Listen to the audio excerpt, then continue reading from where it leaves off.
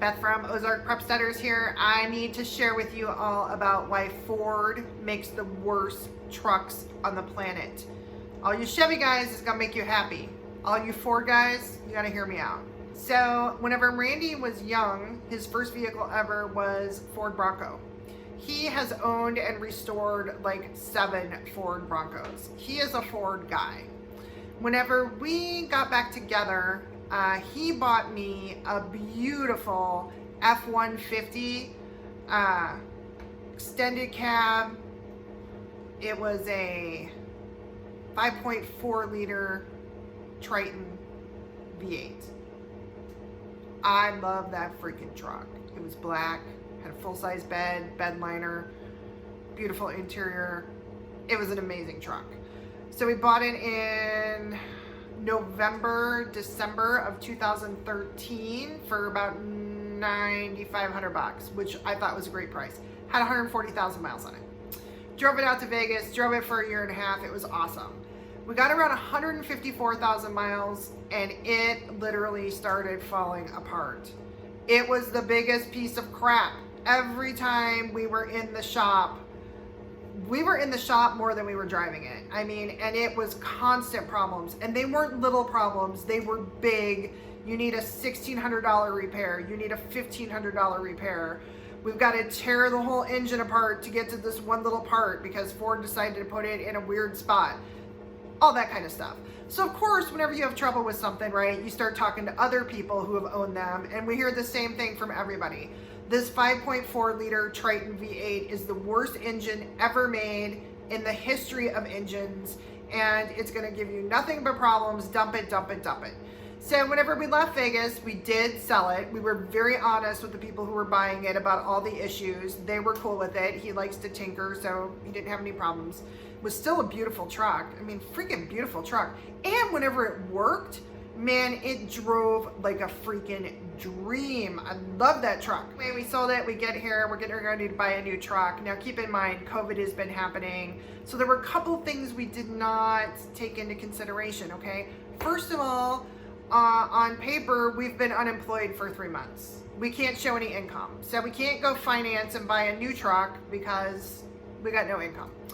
We assumed that because we were moving to the land of trucks, trucks would be super cheap and we wouldn't have any trouble picking something up. But again, because of COVID, nobody's been buying new trucks, so nobody's been trading in old trucks. So trucks are outrageously expensive. They're horrible. We looked for a month and a half. We can't find anything under $20,000. We don't have that much money to spend. Again, can't take out a loan because on paper we haven't been working. We've just been living off of savings. So finally we see one come on the lot at Car-Mart. And all we hear about Car-Mart is bad, bad, bad, bad. But we're desperate at this point. He's already doing construction out of my Jeep Patriot, which is the car I use to haul clients around. And I did buy that one brand new in 2017. It's getting wrecked with all the construction stuff. It's a nightmare. We've got to buy a truck. So the truck they have on the lot that we can afford, that is a good work truck, it has a rack in the back, is a Ford 2007 Ford F-250 with the freaking 5.4 liter engine. So it's been nothing but problems. It's been horrific. I would recommend that you never, ever, ever, ever, ever buy a Ford with that engine in it. I'm going to share with you some video of what was happening right after we bought it. You know, with COVID and everything, there was a huge truck shortage. And we don't need a nice truck because this is our construction work truck. So we just needed an old work truck. So finally, out of desperation, we went to Car-Mart, and it had a rack on it. It was just an old, good work truck, and the price was fairly right. I mean, it was way high, but everything is way high. So, unfortunately, it was another Ford. This is an F-250, but it's got that same crappy 5.4 liter Triton engine in it. So we've had the car for a week and a half. It's already been in the shop 3 days.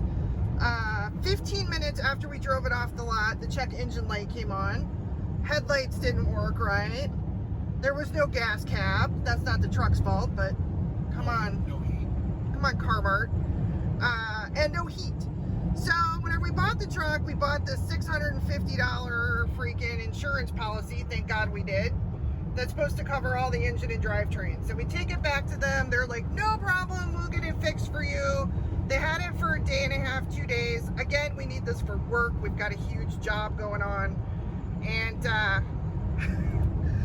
Randy's harassing them. When's it going to be done? Finally, they're like, come pick it up. We come pick it up. Well, we couldn't actually fix everything that was wrong because we need parts. And the parts aren't here. But we knew you needed the truck, so we're giving it back to you to drive. All right, fine. We're about a mile off the lot. And the truck starts running really rough, missing, lurching. The check engine light comes on again. We take it back.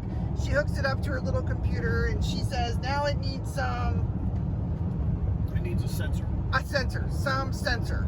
Okay. They replaced the coil and blew a sensor. Yeah, when they replaced the coil, it blew a sensor. So now, we're the next day, and it started yesterday afternoon, so like 3 hours after we had driven it off the lot. Whenever we come to a stop sign, or we're parked, we start it up and put it in reverse, the whole thing just shuts down, lurches really bad, shuts down, dies. So... It's not a stick shift. It is not a stick shift. It is not a stick shift. So, whenever we were back in Vegas, we had a contractor buddy. He was retired. He had a really successful contractor business. And he had also purchased a Ford with the 5.4 liter Triton engine in it. Anyway, he said he would never buy another Ford because of that. It's very, very disappointing that they make this engine one of the most popular trucks in America, and they make this engine that they know is problematic. And I don't know if they're still making them, but there's so many used Fords on the road, it's absolutely ridiculous that they never recalled or whatever to fix all the problems with this engine. So we're just gonna document it as we go, and we'll send it out there on the interwebs to the whole world, and we'll send it to Ford, and we'll send it to Carmart, and hopefully we'll either get this bitch fixed, or they'll give us a new truck that actually works. We'd be happy with either one. I can tell you that since we shot that video, he was going down the road at 55 miles an hour and the truck threw itself into park. Come to find out, we need a whole new transmission. He has lovingly named the truck Karen because we all know, you know, what the Karens are like. No offense to anybody who is a nice girl who's named Karen, but we've had the truck for 30 days, of which he's gotten to drive it for 5 days. So we're still in the same situation, same scenario, where we're down to one vehicle. I'm trying to do real estate. I've got client leads backed up. I'm trying to put out more videos for you guys, trying to tour properties. The way it's supposed to work is I'm supposed to be able to work on real estate business from like 5 in the morning until noon. Then I go join him to work on construction business from noon to 5. I can't do that because we only got one truck. The job site he's working on is an hour round trip from the house and from the Home Depot. He needs my Jeep because we don't have the truck. And so it's just been a chaotic nightmare. So we go in there last week. He lights Carmart up. Well, first of all, because we've had the truck for so long, we had to go get plates for it. So we go to get the plates. We take the plates to the repair shop where the truck is. Randy asks for an update and the repair shop says, oh, we can't give you an update. We are contracted with Carmart to not let clients know anything about what's going on with the car. What? There's only one reason you do that, folks, and that's because you're being dishonest. So that was a freaking nightmare. So we go over to Carmart, Randy lights into them. They claim we will have the truck back with a new transmission and all the engine parts fixed, the heater, which was bad, the headlights, which were bad. It didn't even have a freaking gas cap on it whenever we went to put gas in the first time. Whenever they did put the new heater coil in, it caused some other issues. They claim everything is fixed and it's going to be in pristine, like new condition whenever we get it back, supposedly this week, Thursday. I'm not holding my breath on that.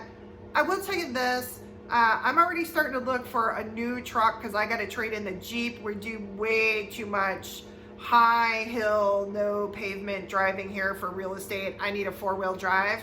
I'm looking at a Ram or a Chevy. because as much as I love Ford, I got a Ford Raptor on my vision board. That's what I wanted my next truck to be. Yeah, sorry. Ford would have to give me one for free, and it would have to work for 6 years without any problems before I would ever even consider another Ford.